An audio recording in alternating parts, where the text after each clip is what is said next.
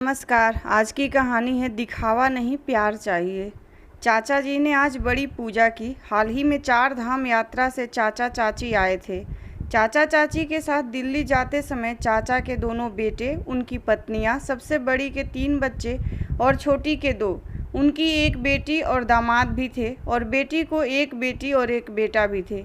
चाचा ने सबके लिए प्लेन ट्रिप का आयोजन किया था। दिल्ली, चंडीगढ़ आदि के आसपास के कुछ हिस्सों में 3 दिनों तक यात्रा की और बाकी सभी हवाई जहाज़ से वापस आ गए। हालांकि चाचा चाची आगे निकल गए। कई सालों से चाची चाहती थीं कि कम से कम एक बार तीर्थ यात्रा पर जाएं। बेचारी चाची ने जीवन भर केवल मेहनत की थी। जब उनकी शादी हुई तो वह ज्वाइंट फैमिली वाले घर में आईं। इसके अलावा घर में बड़ी बहू होने के कारण घर में 2 देवर और 3 ननद की शादी, प्रसव सब चाची ने की। चाचा की सरकारी नौकरी थी, लेकिन एक साधारण लिपिक की। उस समय तनख्वाह बहुत कम थी, इसलिए उन्हें हर समय कड़ी मेहनत करनी पड़ती थी। लेकिन कभी चाची ने शिकायत नहीं की। उन सभी की शादी हो जाने के बाद उनमें से हर एक को एक अलग दुनिया मिल गई और चाचा चाची के एहसान को भूल गए। इसके अलावा उनकी अपनी दुनिया भी फल फूल रही थी। तब खर्चा इतना था कि घूमने की तो बात ही दूर की। रिटायरमेंट के बाद मिले पैसों से और जीवन भर की बचत से 2 मंजिला मकान बनाया और 2 बच्चों के जीवन यापन की समस्या दूर हो गई। बड़े के पास काफ़ी अच्छी नौकरी थी, लेकिन छोटे का ध्यान चंचल था और वह ज़्यादा देर कहीं टिका नहीं। अंत में उसके चाचा ने उसे दुकान लगाने के लिए पैसे दिए। लड़कियों के लिए एक अच्छा घर देखने के बाद सब कुछ ठीक हो जाता है। हाल ही में यह पता चला कि गांव के पास उनके खेत को बांध दिया जाएगा और उन्हें सरकार से मुआवजे के रूप में पैसा मिला। अब चाचा जी ने खेती के साथ साथ गांव के पास का घर भी बेच दिया, इसलिए उन्हें अच्छी खासी रकम मिल गई।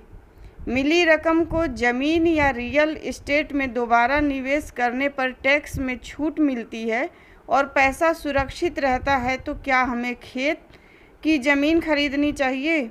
घर में रोज़ घर को लेकर चर्चा होती रही। मुलाकातें होने लगी।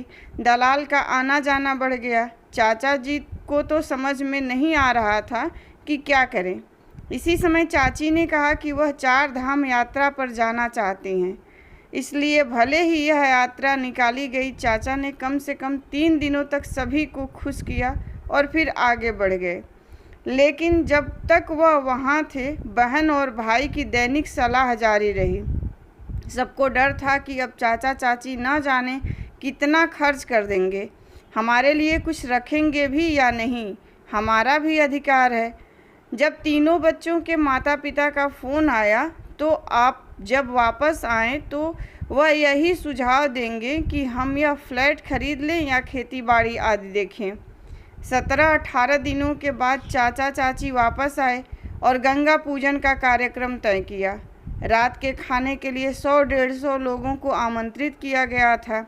तीनों लड़कों को यह बिल्कुल पसंद नहीं था, लेकिन वह सबके सामने बहुत खुश मिजाज होने का दिखावा कर रहे थे। दावत और पूजा अच्छी तरह से हो गई और सभी अपने अपने घर चले गए। घर में केवल तीनों बेटों का परिवार था और सभी तोहफे देख रहे थे।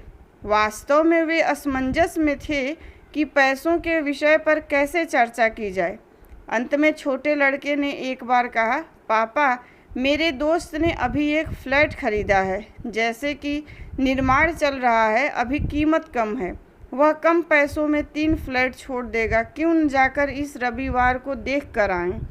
लेकिन चाचा अपने पोते से बात कर ही रहे थे कि अचानक उन्होंने कहा, जब हम यात्रा कर रहे थे तो वहाँ मज़ेदार था। एक मंदिर में बहुत अच्छा उत्सव चल रहा था। रात का खाना चल रहा था, बहुत भीड़ थी और बहुत सारे व्यंजन पके हुए थे। उसी वक्त मंदिर पर भजन, श्रद्धालुओं ने नृत्य किया। मैं धीरे धीरे यह सोचकर मंदिर में दर्शन मिलेंगे या नहीं, लेकिन कमरा बिल्कुल खाली था। हर कोई बाहर था और भगवान और मैं कमरे में अकेले थे और देवता मुझसे बोलने लगे। उतने में बड़ा बेटा गुस्से से बोला, पापा, राजू जो कह रहा है क्या आप सुन रहे हो? लेकिन पापा ने इस बात को पूरी तरह अनसुना कर दिया और बात करते रहे। भगवान ने कहा कि देखो सुंदर, ये मेरे नाम पर उत्सव है, पर मौज सबकी है।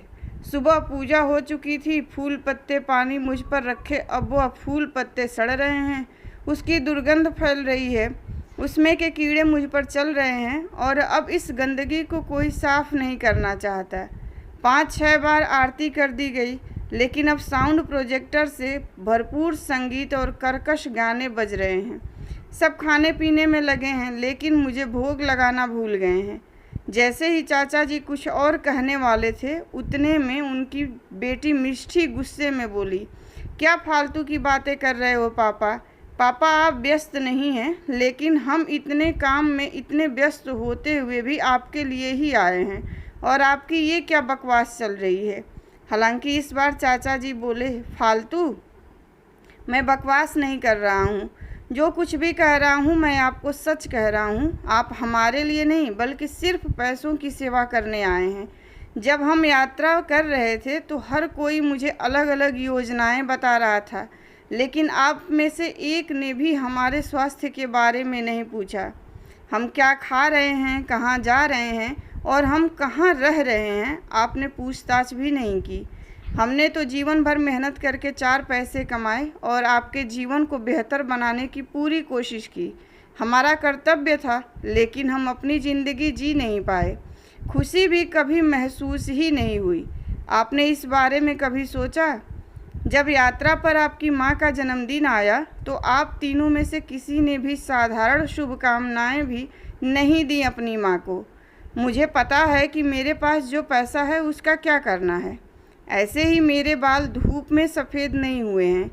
मैंने 3 फ्लैट में पैसा लगाया है और बाकी के पैसे पोते के नाम फिक्स डिपॉजिट में रखे हुए हैं। उन्हें वह पैसे उनकी शादी में मिल जाएंगे, लेकिन तीनों फ्लैट मेरे और तुम्हारी माँ के नाम पर हैं।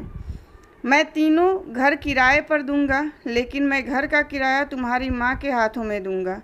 हम इसका अधिकतम लाभ उठाएंगे घूमने के लिए, और तुम्हारी माँ खर्च करना चाहेंगी तो वह करेंगी, लेकिन तीनों फ्लैट आपको हम दोनों की मौत के बाद ही मिलेंगे। हमने जीवन भर मेहनत करके कमाया है और आपको भी मेहनत से कमाना चाहिए, तब आपको पैसों की सही कीमत पता चलेगी। सचमुच आज घर पर देवता ही बातें करने लगे थे। मंदिर के भगवान को साज सजावट और दिखावा नहीं चाहिए, उन्हें मन से भक्ति चाहिए, और घर में देवताओं को चाहिए थोड़ा सा प्यार। क्या उन्हें यह सब मिलेगा? धन्यवाद। कहानी पसंद आई हो तो लाइक कीजिए, शेयर कीजिए और प्लीज़ मेरे चैनल को सब्सक्राइब कीजिए।